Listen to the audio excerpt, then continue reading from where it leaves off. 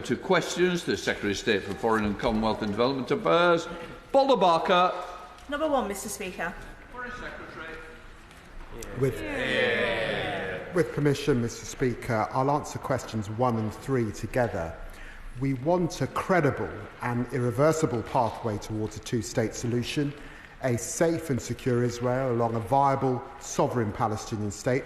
We're committed to recognising a Palestinian state as a contribution to a peace process at a time that's most conducive to that process. Paula.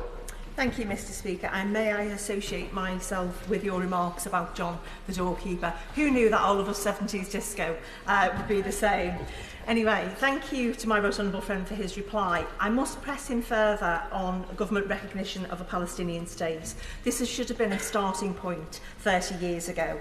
I believe recognition would level the playing field and would kick-start the peace process, which has been recognised by so many of our European counterparts. Recognition should not be at the conclusion. So what will the government do if Israel refuses to entertain any moves towards a two-state solution, which they have persistently and vocally rejected? Well, can I say to my honourable friend, who I know has pressed these issues for many years and they're of huge importance to her constituents, that no one has a veto on recognition. As I said, we want it to be part of a process. It does not deliver a two-state solution in of itself, but it is absolutely right that the Palestinians are enabled to have a sovereign state. It is a just cause, and we will work with other partners to bring that about. Can I just say to everybody, it's meant to come through the chair. Please look this way, because the trouble is the mic doesn't pick you up, and it's right. Adnan Hussain. Thank you, Mr. Speaker. To the Minister, I hear what the Minister said, but would he agree that the immediate recognition of the State of Palestine is A, vital to the UK's commitment in upholding of international laws and norms, B, vital to the processes required to bring about an immediate and just peace, and also vital to the notion that diplomatic means are not violence or the means to resolving this conflict? And in taking this matter further, would the Minister agree that failure to recognise the State of Palestine has already had and continues to have catastrophic implications on the people of Palestine as they face what the International Court has described as a plausible genocide? Thank you. Well, Mr. Speaker, the honourable gentleman is right that peace will be achieved through a political solution, not through military means. But I disagree with him that it is recognition itself that will bring about peace. It is the Biden plan that is on the table at the moment that we would like to see Hamas accept and, of course, the leadership of Israel accept. That is what will give us a ceasefire and get us to a place where we can achieve that two-state solution. We now come to the Shadow Foreign Secretary, Andrew Mitchell. Mr. Speaker, may I welcome the Foreign Secretary to his new position, since this is the first time we've met across the dispatch box since we swapped sides. And all of his team, and especially the new Honourable Member for Lincoln, who was previously a respected and effective official in both the ministries where I served as a Cabinet Minister. May I urge the Foreign Secretary to avoid any suggestion of some sort of international legal moral equivalence between a terrorist murderer and the elected head of a democratic state, and in any questions of an arms embargo, to remember that just a few weeks ago, British arms and military personnel were defending our ally Israel from missiles launched by Iran. Well, Mr. Speaker, can I begin by welcoming the honourable gentleman to his position? It's great to see him where he is and not on this side. Can I say to him, he will know that these are very, very serious issues, that the test under criteria 2C is whether there is a clear risk. That is based on very careful assessments and careful assessments of the law, he would expect me to pursue that with all sobriety and integrity, and that is what I intend to do. The Dem spokesperson, Layla Moran. Thank you, Mr. Speaker. The Secretary of State will get bored of me continuing to press him on the recognition of the state of Palestine, and I hope not to test his patience. It's because I know in my heart it is what Palestinians need to ignite the hope. Two states cannot happen without that hope to unite Palestinians behind a final cause that will stop the killing for good. War has to stop, yes, but that is not peace. Peace is two states. And he knows that Netanyahu rejects it. So when he spoke to Netanyahu, did he mention and speak about the two-state solution, and in particular the recognition of Palestine? And does he not accept that if the UK followed the other 140 countries that have done this, that would send a powerful message to both the Palestinian people, but Netanyahu as well? Well, can I reassure the Honourable Lady that raising this issue does not test my patience? And she is absolutely right. I reject and disagree with those in Israel that say there can be no two-state solution, because if there's no two-state solution, then there is either one state or no state at all, Mr. Speaker. So I recognise why this is a pressing issue, and she can raise it, but as I've said, we will do it at the appropriate moment, hopefully working with other partners as a road to that two states that we desire. Debbie Abrahams. Two, please, Mr. Speaker.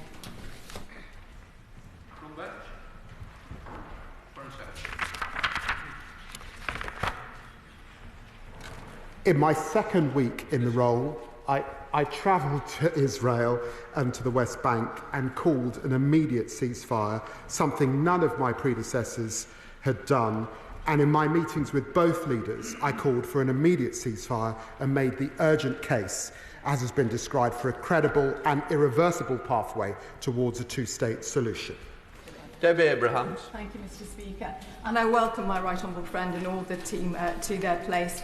And as well, I'd like to thank him for calling for the ceasefire when he did visit Israel. That has had a profound impact in my constituency. Does he agree, though, that a permanent ceasefire in Gaza is not only essential for the future of people in Gaza, but would also help to cool tensions in the Middle East, particularly given the attack on the Golan Heights and the tensions that are escalating between Hezbollah, Israel, and even Houthis as well? Foreign Secretary. Well, my honourable Fred is right. The death and destruction in Gaza is intolerable. The war needs to end now.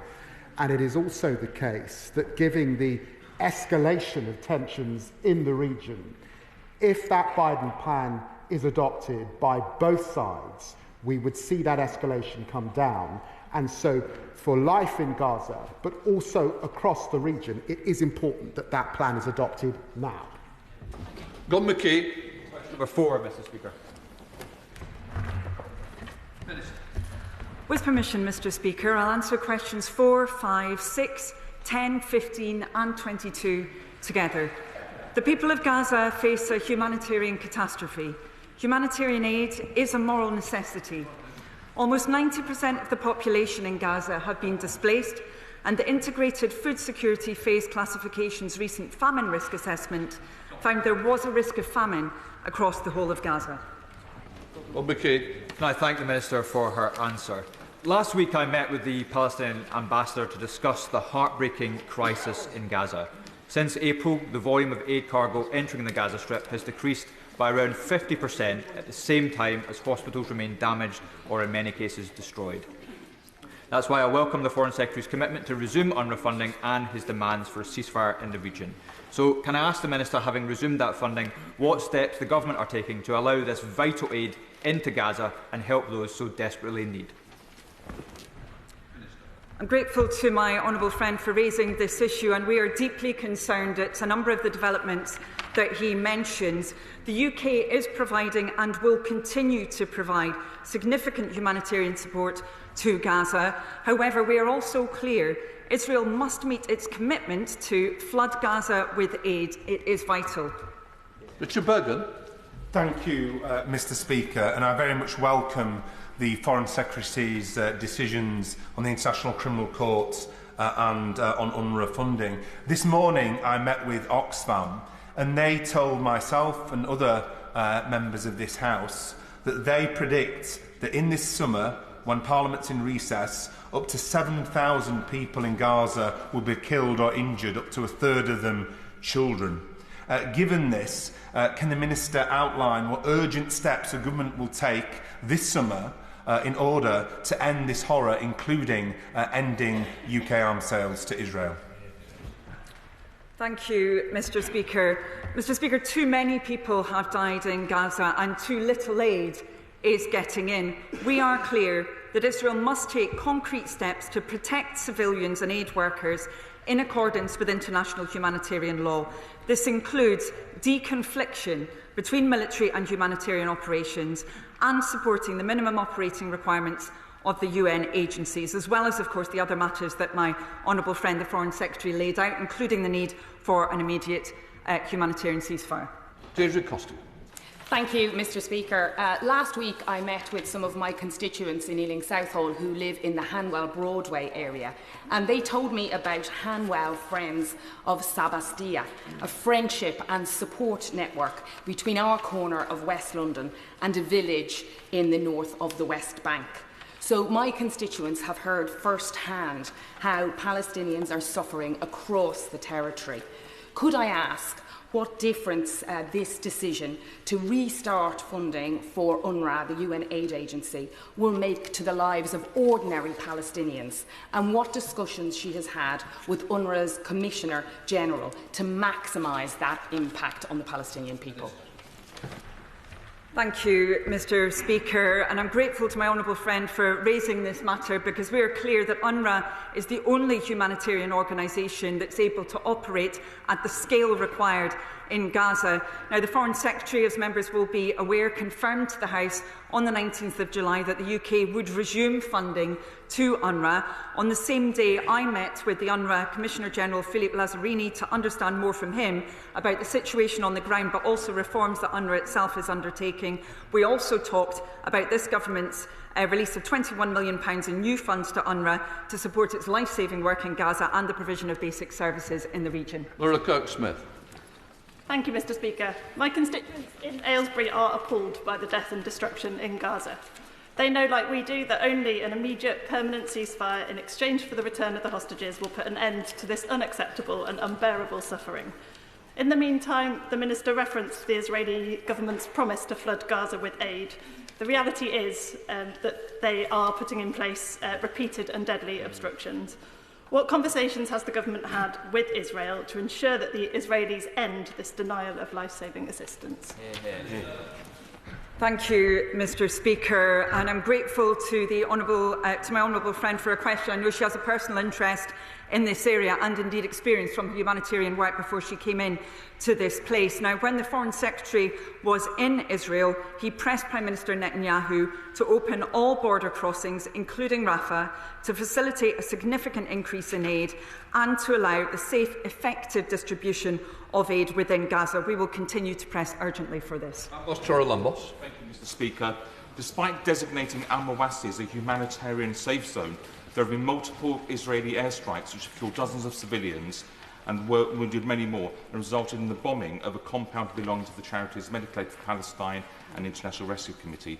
So can I ask the Minister what discussion she has had with her Israeli counterparts about stopping any further attacks on al-Mawasi, and where displaced Gazans have been ordered to go by the Israeli Defence Force for their own safety? Thank you, Mr Speaker. And I'm aware this issue is a personal concern to my honourable friend, that he's visited the region many times, including when he was opposition spokesperson for the region. He asked specifically about the issue of civilians within this conflict. We are aware that around 90% of the population within Gaza have now been displaced, some of them more than one time.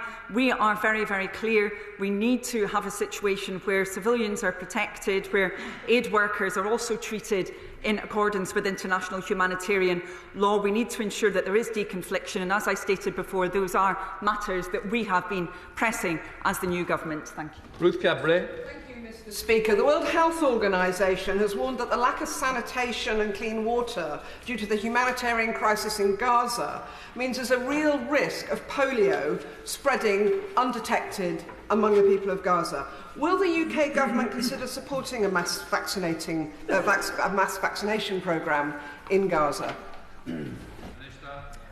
I'm grateful to my honourable friend for raising this matter, and I discussed it, as well as the Foreign Secretary, directly with Dr Tedros, the leader of the World Health Organization, yesterday. She is right about that severe concern around polio, also around the vaccination scheme that the World Health Organization is working on. But I would also point to the fact that when populations are not receiving the food and nutrition that they require, nor clean water, the potential for infectious disease obviously increases. The UK has provided significant support around food and nutrition, other forms of shelter as well, and essential materials. We will continue to do that, and indeed to work with the World Health Organization on these important matters. Thank you. Kit Malthouse.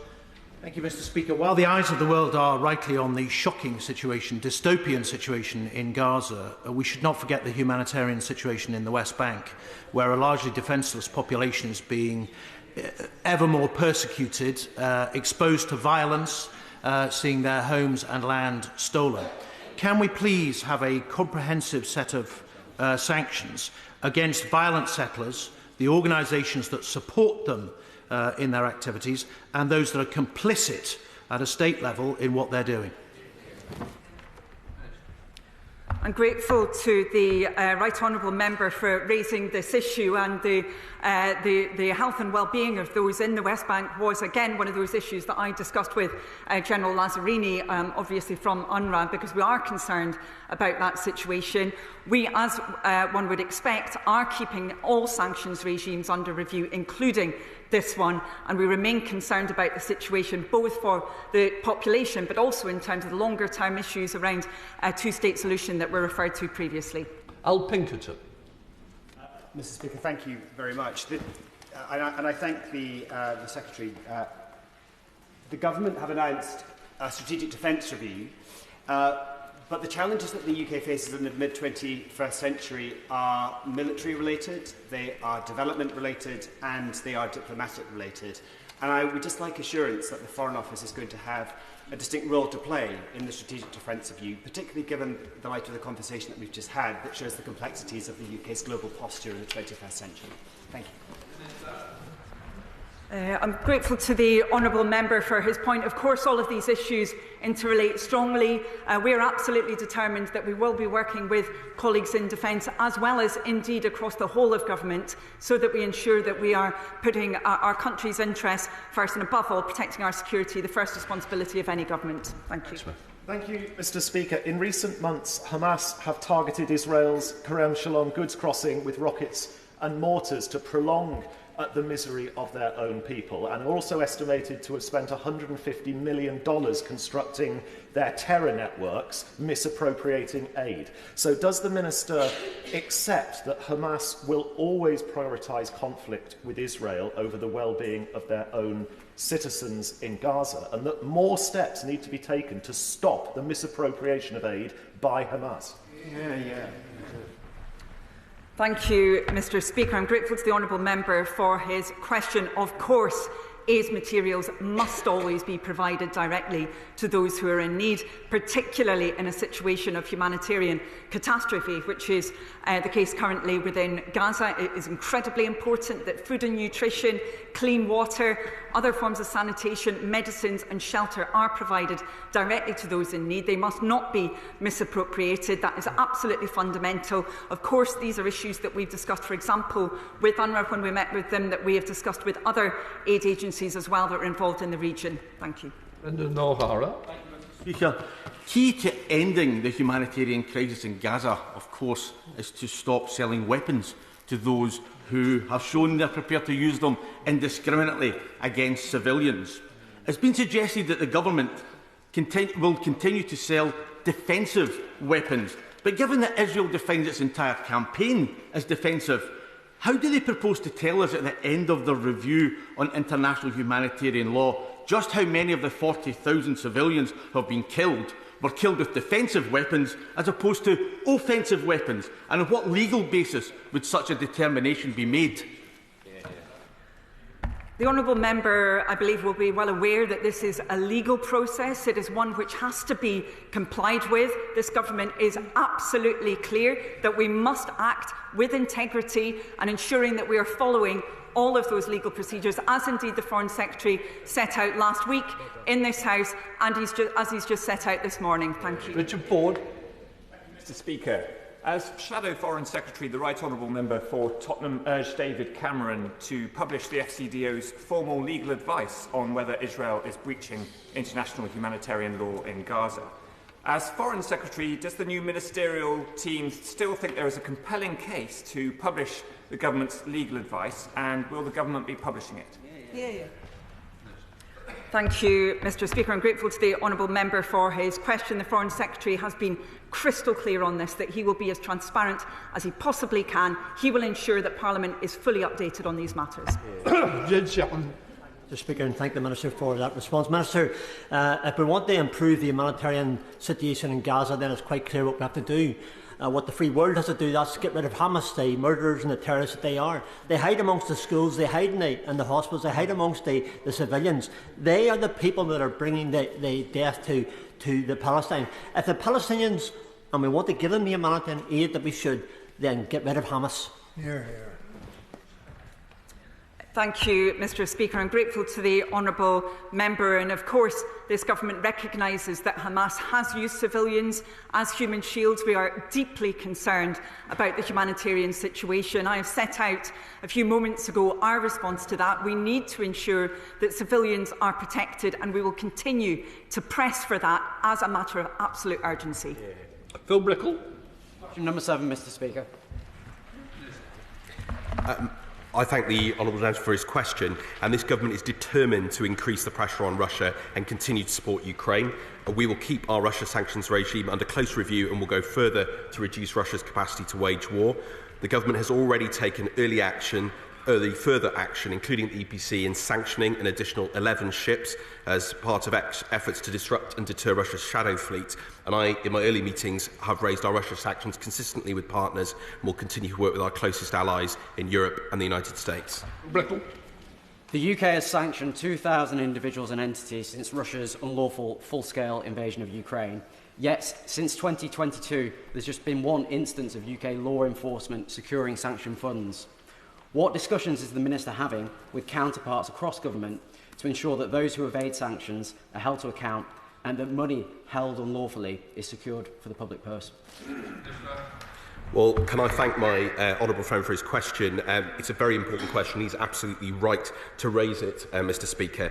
This government will not hesitate to take firm action to close loopholes and to strengthen enforcement of sanctions. He'll understand that I won't comment on future designations or enforcement actions, but as I said, we've already taken some early steps on the shadow fleet. But he is right, there is much more to do, whether to improve compliance or to target those who enable sanctioned individuals to evade our sanctions, and I will of course keep the House closely updated. Sir John Whittingdale. Can I thank the Foreign Secretary for his early statement calling on the Russian government to release British citizen Vladimir Kara-Murza, will he look at what further sanctions might be used to put pressure on the Russian government to release him and other political prisoners like the American journalist Evan Gershkovich? Well, I thank the right honourable gentleman for this very, very important question. He's absolutely right to raise it. We call for the release of all those detained in Russia on political grounds, including those imprisoned for their opposition to Russia's illegal war in Ukraine. And we've met with many of the families of those concerned and will continue to take this very, very seriously. Shadow Minister Dame Harriet Baldwin. Thank you very much, Mr. Speaker. And can I start by congratulating the Minister on his appointment? I know how hard he worked on this brief in opposition. And he will know that the longer Russian sanctions are in place, the more creative Russia becomes at circumventing them. What steps do he and the Foreign Secretary plan to take to end the UK's indirect import of Russian crude oil via the 3 refineries at Jamnagar, Vadinar and New Mangalore? And did he discuss this issue, or did the Foreign Secretary discuss this issue when he travelled to see our Commonwealth friends in India last week? Well, I thank the Honourable Lady for her question, and it's a pleasure to see her in her position and to have worked with her many times on these issues in the past, across these benches, but also in other formats, Mr Speaker. As I already outlined, and indeed as the Foreign Secretary outlined, we took robust action against Russia's shadow fleet alongside allies of the European political community. We will continue to explore further options to strengthen our sanctions, including in the energy sector, and indeed the Foreign Secretary did raise this at his meetings in Mangalore. Gregor Ponton. Number 8, Mr Speaker. I met my Indian counterpart, Dr. Jaisankar, in Delhi on the 24th of July. We discussed how to unlock the potential of the UK-India relationship for economic growth and to develop a stronger, deeper partnership to reinvigorate that relationship. I was very pleased to launch the Tech and Security Initiative, which brings together businesses across our two countries working in these areas. Great. I'd like to thank the Right Honourable Friend for his response. I recently met with a number of members of the growing Indian population in my constituency of Livingston, and they were very clear with me that if we get our India-UK relations right over the coming 4 or 5 years, that will be a huge benefit to both countries. So I'd like to ask the Foreign Secretary, does he agree with me that the signing of the Technology and Security Initiative within just a month of office shows that we're working internationally to drive our economy and secure our country? Well, very grateful to my honourable friend. He'll be pleased that the Trade Secretary announced the government's intention to continue trade talks with India just yesterday. I'm sure there's more we can do to reduce barriers between our two countries. Blackman. Thank you, Speaker. When the Right Honourable Gentleman visited India, clearly the last government had got a long way down a free trade agreement, but it was stalled because of the Indian general election and then our general election. There are some sticking points, and I wonder if he could update the House on his discussions on removing those sticking points so we can actually unlock the free trade deal that both sides of this House want to see. Well, the honourable gentleman has great experience in these matters. I disagree with him slightly because he'll remember that the last government set a timetable and said we would have a trade agreement by Diwali. And I'm afraid the question is which one, because successive Diwalis passed and we didn't get one. But I was very pleased that the Trade Secretary set out that we are going to continue negotiations. And of course these issues came up with my counterpart in Delhi. We come to Shadows Minister Anneliese Kearns, and well. Thank you, Mr Speaker. The Foreign Secretary rightly visited India to discuss a trade agreement between our countries. His party regularly called for human rights to be part of that UK-India trade deal. So can he update the House on whether he secured said agreement during his visit? Now, on human rights, we on these benches welcome the Foreign Secretary raising with his counterparts the case of Jagtar Singh Johal, a British national who the UN has determined to be arbitrarily detained, and there were reports that he was subject to torture. Can the Right Honourable Gentleman confirm today before the House that he still believes, as he did a month ago, that Jagtar is being arbitrarily detained? And will he today publicly call for Jagtar's release, just as he urged from this dispatch box repeatedly the last Foreign Secretary? Will he meet with Jagtar's family, as Lord Cameron did? And finally, having adopted the Foreign Affairs Committee's recommendation of a special envoy for Britain's wrongly detained abroad, when will he be announcing that somebody has been appointed? Well, can I say to the Right Honourable Lady who has raised these issues over many years that this is a very serious case, and I remain absolutely committed to pushing for a faster progress and to resolve it. I did, of course, raise the issue with the Minister for External Affairs in India last week. We continue to raise our concerns, particularly about allegations of torture and the right to a fair trial, and of course I will meet with the family over the coming weeks. Tom Gordon. Question 9, Mr Speaker.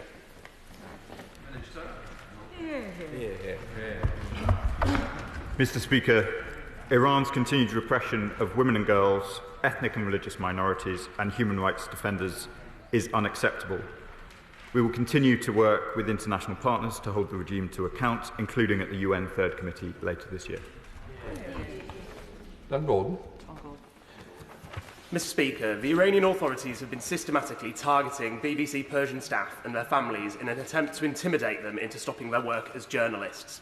Freedom of the press is a fundamental right for people all over the world. So, Mr Speaker, will the Foreign Secretary and his colleagues commit to working across government with the Culture Secretary to revisit the previous cuts to BBC Persia and look to increase funding for vital work the service does? Thank you, Mr. Speaker. It's a very important question. Iran clearly remains an extremely hostile environment for journalists who face harassment, arbitrary detention and long prison sentences. We'll be raising this issue with the new Iranian government when it's formed. The honourable member will know that they are having their inauguration today, so there are no ministers yet for me or the rest of the Foreign Office team to talk to. On the question of the BBC World Service, the Foreign Office currently provides a quarter of their budget, and we will no doubt be looking at this as part of the wider budget review. And Tomlinson. Thank you, Mr. Speaker, and I welcome the Minister to his place. As we were tragically reminded again this weekend, the IRGC is a destructive, malign and terrorist force that is operating through proxies in the Middle East, including Hamas and Hezbollah. Will the Minister please update the House on the work that is ongoing to proscribe the IRGC, something which sadly the opposition failed to do when they were in government? And will he please reassure the House that the UK continues to stand shoulder to shoulder with Israel against their continued aggression? Thank you, Mr. Speaker, and thank you to my honourable friend for the question. This government recognises the threats that IRGC poses. We will take the necessary measures to counter it at home and abroad. We'll keep the list of proscribed terrorist organisations under careful review, but it would not be appropriate to comment on whether or not an organisation is under consideration at this time. Iran continues to destabilise the Middle East through its support to its proxies and partners, and we will work with international partners to challenge this destabilising activity. Alistair Strathern. Number 11, please, Mr. Speaker.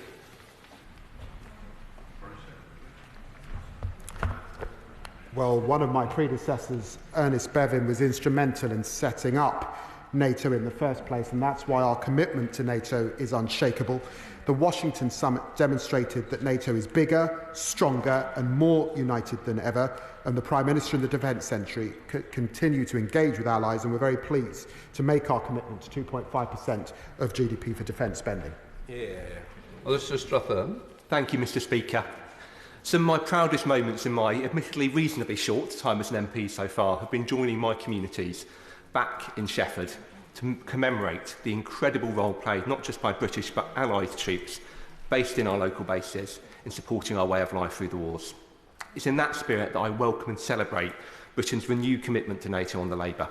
But with the previous government having failed to deliver that crucial 2.5% spending commitment, will the Secretary of State commit to working with ministers as soon as the defence review is completed to ensure that we've got a timeline to delivering on that as soon as financially possible? Well, my honourable friend is absolutely right to pay tribute to the work of our armed services and all of our veterans, and I thank him for doing that in the House today. And we have undertaken a strategic defence review and also to ensure that we set out a timetable to get to that 2.5% of GDP out of the appropriate fiscal event in the coming months. Julian Lewis. Does the Foreign Secretary share my concern that the dominant strand in the US Republican Party is at the moment falling into the trap of renewed isolationism? And what can we do to try and impress on our American allies that if they turn away from NATO, they will only postpone a conflict that could otherwise be avoided completely? Foreign Secretary. Well, I know that the right honourable gentleman speaks from immense experience on these matters. He will recognise that there are a range of opinions on these issues within both political parties in the United States. I was very pleased to see that Donald Trump spoke recently to Zelensky, and that the supplemental of £61 billion worth of aid to Ukraine was found recently. Thank you, Mr. Speaker. Will the Secretary of State agree with me that Ukraine's joining of NATO is absolutely vital to not only Ukraine's security, but also to all European countries' security? Well, very grateful to my honourable friend for the question. It was absolutely right that at NATO we were able to set out that irreversible pathway to membership for Ukraine, and that NATO was able to come together and speak with one voice. Stuart Anderson. Thank you, Mr. Speaker. I'm proud to have served on NATO operations in both Bosnia and Kosovo, and the 2.5% commitment will strengthen our ties within NATO. Can the Foreign Secretary commit to a timeline at the earliest opportunity to ensure we don't have to cancel any defence projects and ensure that we have the 2.5% of GDP on defence spending ASAP? Well, can I thank the honourable gentleman and the honourable gentleman that spoke before him for his service on these matters. Can I just gently remind him that the last government to get to 2.5% of spending on defence was a Labour government. We intend to get back there, and those plans will be announced at a fiscal event in the future. Tracy Gilbert. Question number 12, Mr. Speaker.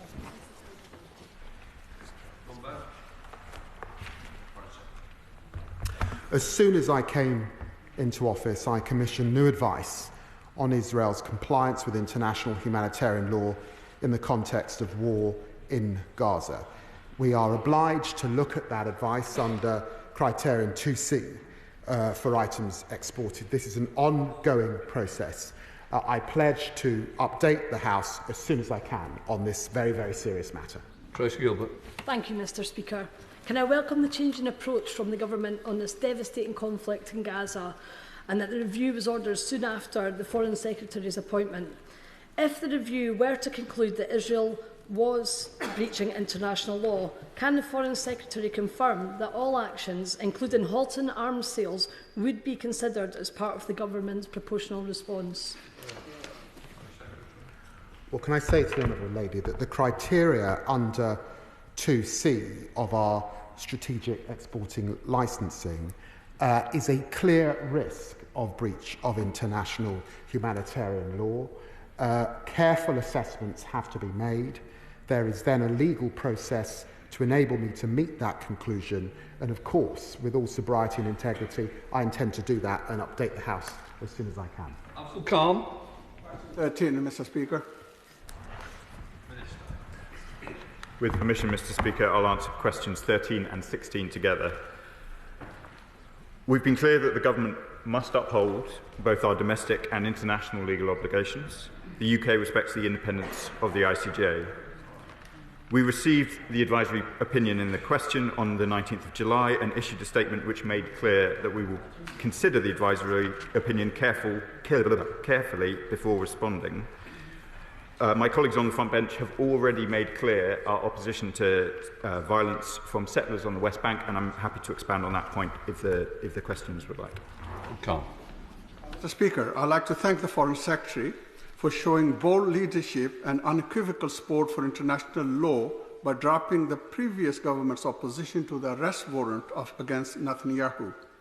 The ICJ's historic advisory opinion earlier this month made clear that Israel's occupation and annexation of Palestinian territories are unlawful, something many of us have been campaigning against. What steps is the Foreign Secretary taking to ensure Israel ends its unlawful occupation, particularly the recent expansion of Israeli settlements in the West Bank and the annexation of East Jerusalem? Thank you to my honourable friend for his question. I know he cares about these issues deeply. The Foreign Secretary visited the region within a week of taking office, and he has raised these precise issues with the Israeli authorities. I reiterate that we are strongly opposed to the expansion of illegal settlements and rising settler violence. More land has been declared by Israel in the West Bank as state lands this year than in any time since the Oslo Accords. The British government already has sanctions against 8 people and 2 groups in relation to settlers in the West Bank, and we will be looking at all options for tougher action on issues facing the West Bank. Can the Minister be clear? The judgment or the opinion given by the ICJ is quite clearly that the occupation of Gaza, the West Bank and East Jerusalem is illegal.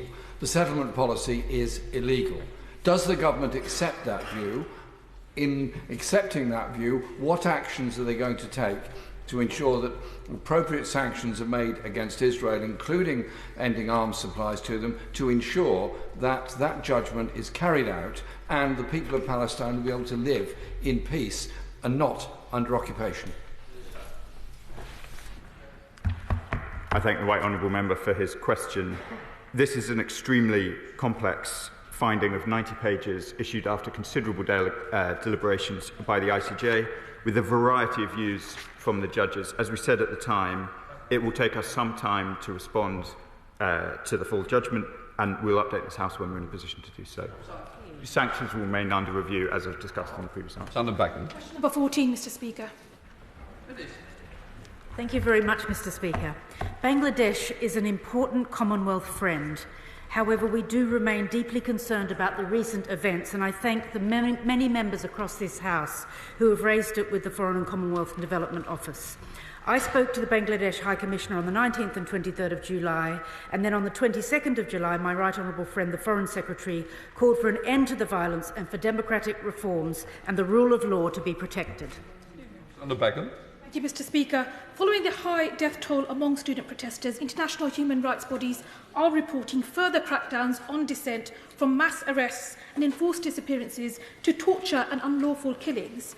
Does the Minister agree with me that Bangladeshi people must have the right to exercise their fundamental human rights, including the right to protest? And will she join with me in expressing solidarity with Bangladeshi people in Bangladesh, but also around the world, facing repression? She is an excellent champion for her constituents, and the UK and international partners continue to push for progress towards accountability and justice, including through an independent, impartial and transparent investigation into alleged human rights violations. Dame Caroline Downage. Number 17, Mr. Speaker.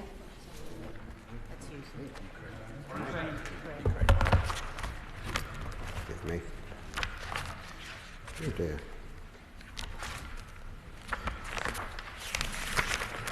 I was pleased that at the NATO conference we were able to come together as all nations and reaffirm our commitment to Ukraine, and that we took great heart from Zelensky speaking to the cabinet for the first time and being united that we continue to stand with the people of Ukraine.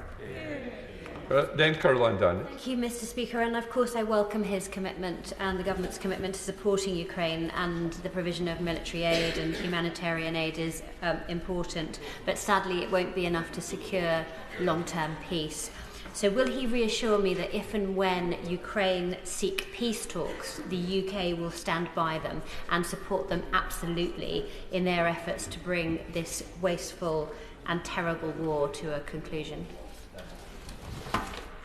Well, can I say to the Honourable Lady that I welcome the Ukrainians' desire to have peace summits and to see so many nations come together to discuss the issues that are pertinent to getting that peace. She knows that the best way to achieve peace is for Russia to leave, and that we continue to stand with Ukraine.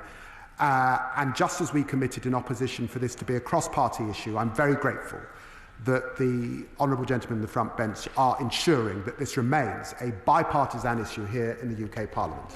Shadow Minister Paul Holmes. Thank you very much, Mr. Speaker, and can I welcome the Secretary of State and all ministers to the front bench, and I look forward to working with them.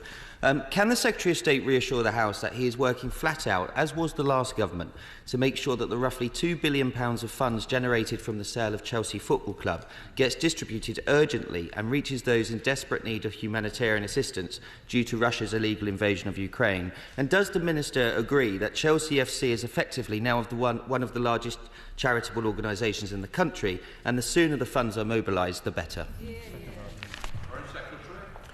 It's an ongoing and complex issue. We endeavour to do the best that we can at pace, unpicking much that happened previously under the previous government. We now come to topicals. Lloyd Hatton. Topical 1, please, Mr. Speaker. Well, thank you, Mr. Speaker. The government is reconnecting Britain with the world in European capitals, at NATO and in Blenheim. I've been resetting relations with Europe and reinforcing support for Ukraine. I've also deepened partnerships with the Global South to tackle the climate crisis and unlock economic growth, and I'm taking a balanced approach on the Middle East, calling for an immediate ceasefire, the release of all hostages and more aid into Gaza. Oldham. A builder living on Portland, a B&B owner in Weymouth or a shopkeeper on Swanage High Street all pay their fair share of tax. And yet some individuals take advantage of offshore tax havens, such as the BVI, to avoid paying their fair share. My constituents play by the rules. We ought to know a bit more about those who choose not to. So can the Secretary of State set out what steps his department is taken to throw open the books in British tax havens and implement public registers of beneficial ownership? I raised this issue in opposition. I think it was the last speech I gave before the election. It's an issue that I intend to take up with full vigour. We were concerned that parts of the last government were turning a blind eye to these issues, and I hope to come forward with further proposals in the coming weeks. We come to Shadow Foreign Secretary Andrew Mitchell. And he'll get full support from this side of the House in imposing open registers of beneficial ownership on the overseas territories. Can I ask the Foreign Secretary to pay special attention to Sudan, which is suffering the largest displacement crisis in the world? There is clear evidence of ethnic cleansing once again in Darfur, and the human misery, which I saw on the border with Chad earlier this year, is amongst the most harrowing I've ever seen.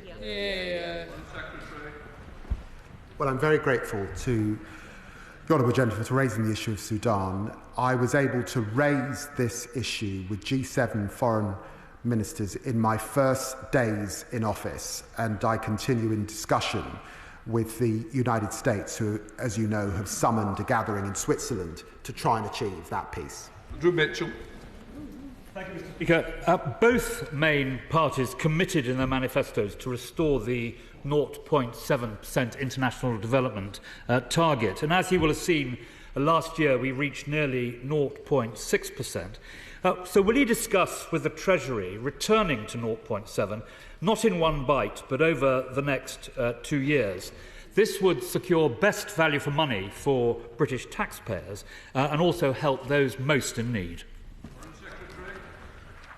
Well, I paid tribute to the Honourable Gentleman earlier, but this is one area that was left in a mess because, frankly, £3.4 billion being spent on refugees in hotels is a lion's share of that amount. It's a lot for myself and my honourable friend, the Overseas Development Secretary, to deal with, but we will do all we can to get back to that 0.7% as soon as possible. Imran Hussain.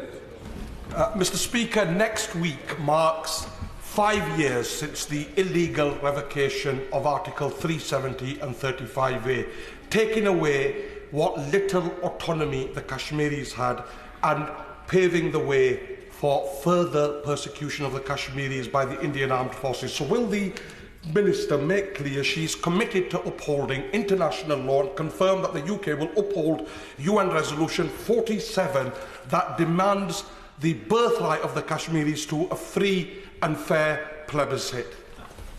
Thank the Honourable Member for Bradford for his passionate defence of human rights in Kashmir, and he, of course, understands the UK government position that all countries should respect sovereignty, human rights, the rule of law, and we push all parties to work towards upholding United Nations resolutions. The Democrats spokesperson Layla Moran. Thank you, Mr. Speaker. This weekend we saw an escalation across the UN blue line when Hezbollah and Israel were exchanging rocket fire. 12 Druze children tragically lost their lives. One child dying in war is too many, no matter what nationality they may be.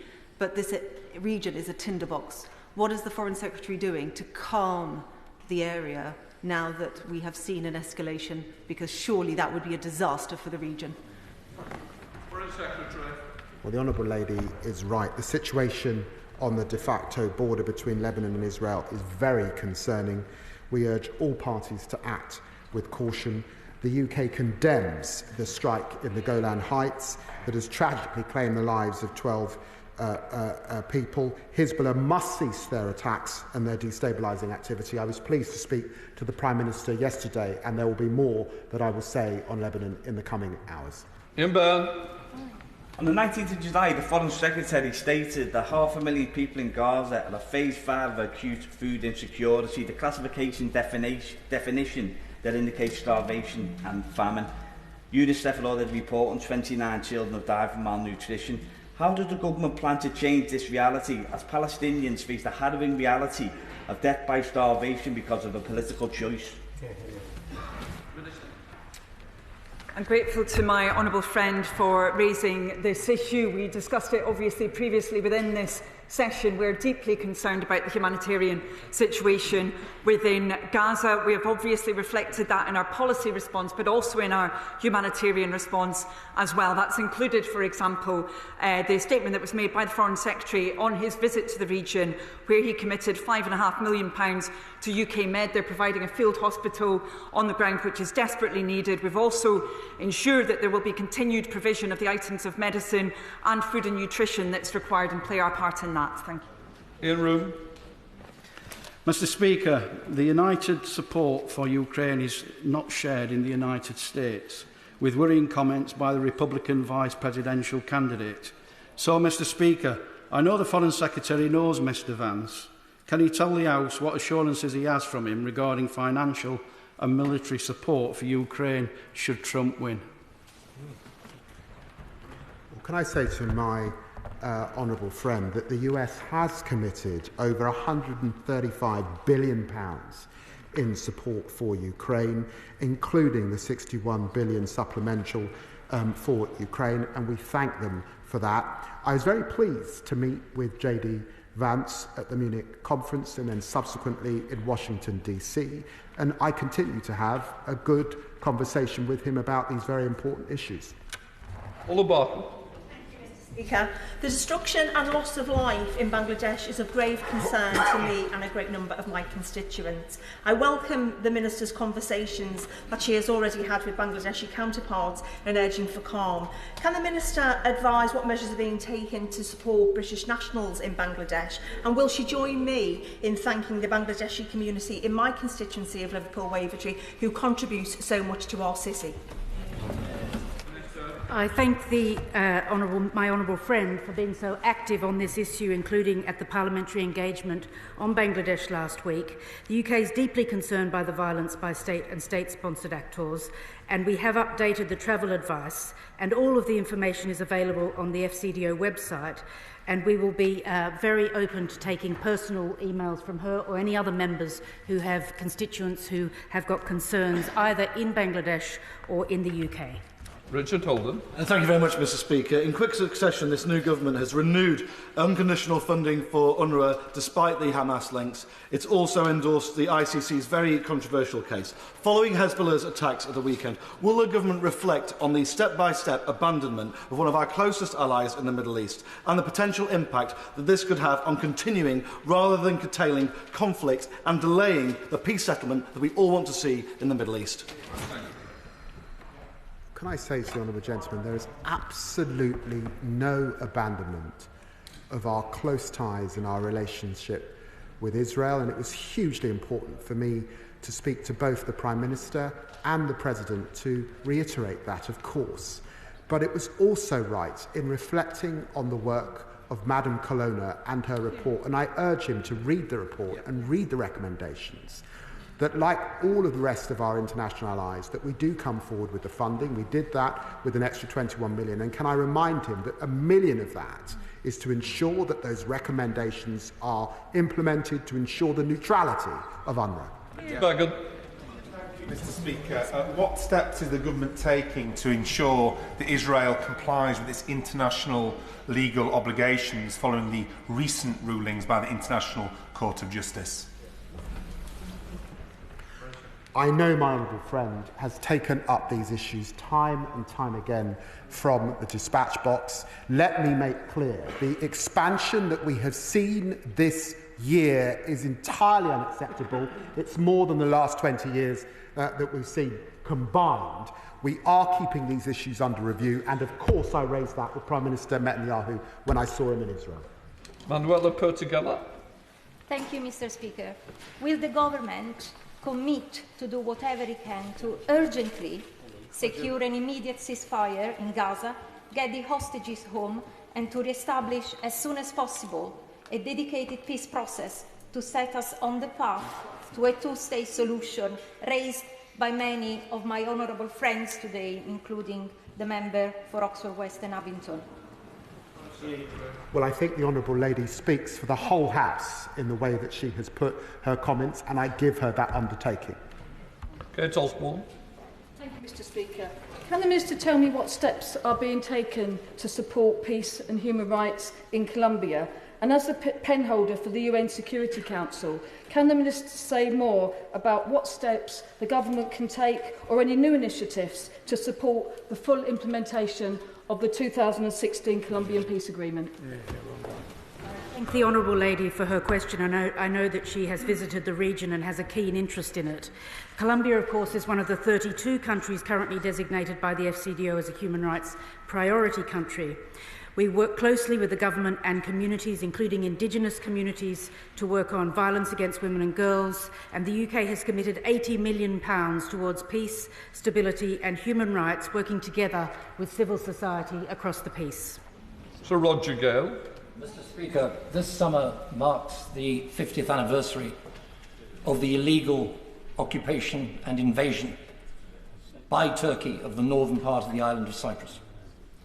The Foreign Secretary tell the House what steps, what initiatives his government is going to take to seek to resolve that frozen conflict for which the British government does have a historic responsibility as a guarantor power. Well, can I thank the right honourable gentleman for his very important question, and well aware of his interest on this issue over many years. We remain committed as a government to a bizonal, bi-communal federation on the basis of political equality, adherence to United Nations Security Council resolutions, and we'll continue to engage with the United Nations envoy and the UN process on this important matter. David Taylor. Can I ask the Minister what assessment they've made of the potential implications of asylum accommodation policy of using the overseas development budget to help fund asylum accommodation?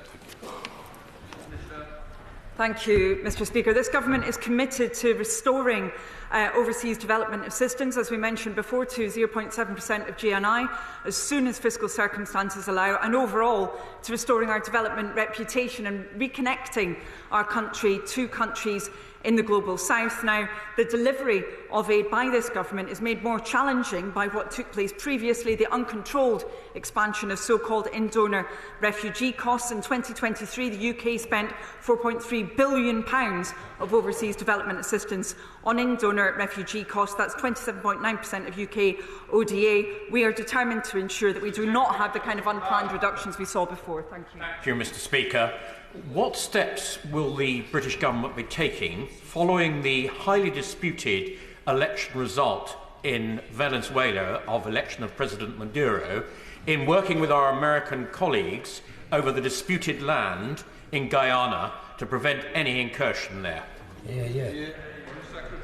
Well, I thank the honourable gentleman for raising these issues. It's of huge concern, this disputed election that has taken place in the last few days, and I issued a statement yesterday. And of course, there is ongoing discussions with our American friends and indeed with the state of Guyana, given the threats that we've seen from Maduro in the past. I'm very grateful for the question.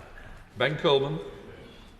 Thank you, Mr. Speaker. Now that it's just been revealed that the UK has fallen out of the top 10 manufacturers globally, does my right honourable friend agree that strengthening our country's trading relationship with the European Union for goods as well as for services needs to be an essential part of achieving the government's ambitions for growing the economy?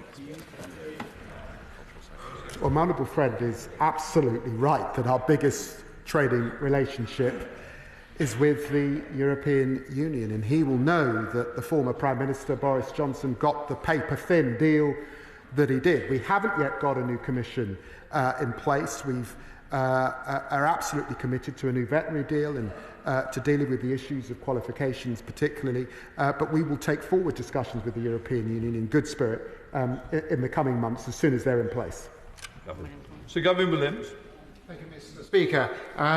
Ethiopia is on the cusp of recognising the Republic of Somaliland, and I would ask the Minister to look at where British policy is, to make sure it reflects the new reality.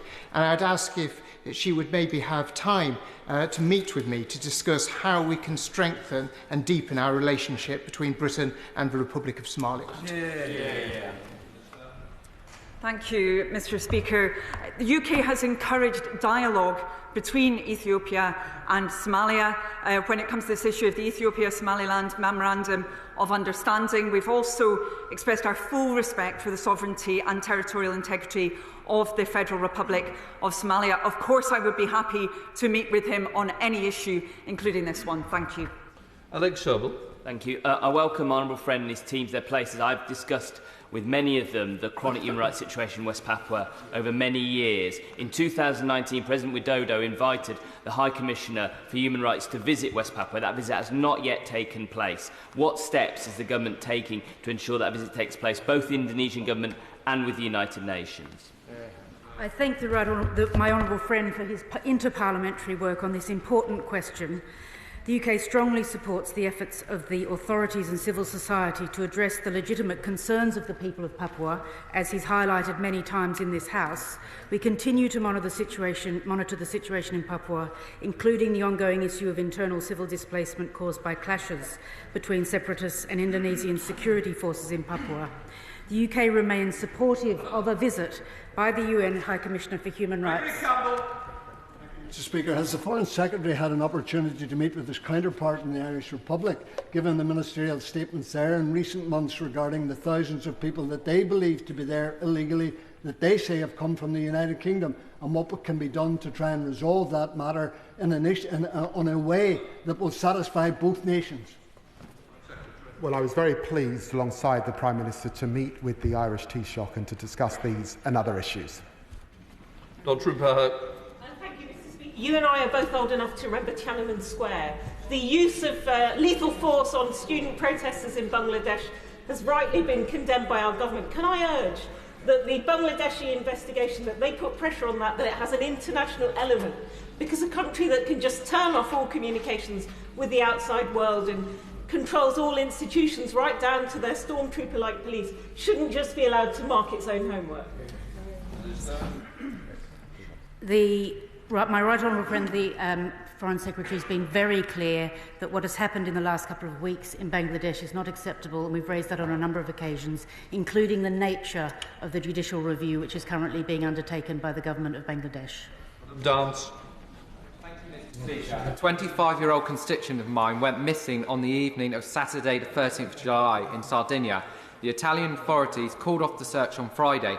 So, Mr. Speaker, will the Foreign Secretary meet with me to urge the Italian authorities to help find my constituent? Can I thank the Honourable Gentleman for representing the concerns of his constituents' family. I recognise this is a very, very distressing time for them. He will know that consular officials are providing support to the family and have remained in regular contact with the authorities in Italy. The Ambassador has raised this case with the Italian authorities. They've ended the active search, but the investigation is ongoing, and I'd be very happy to meet with him to discuss it further.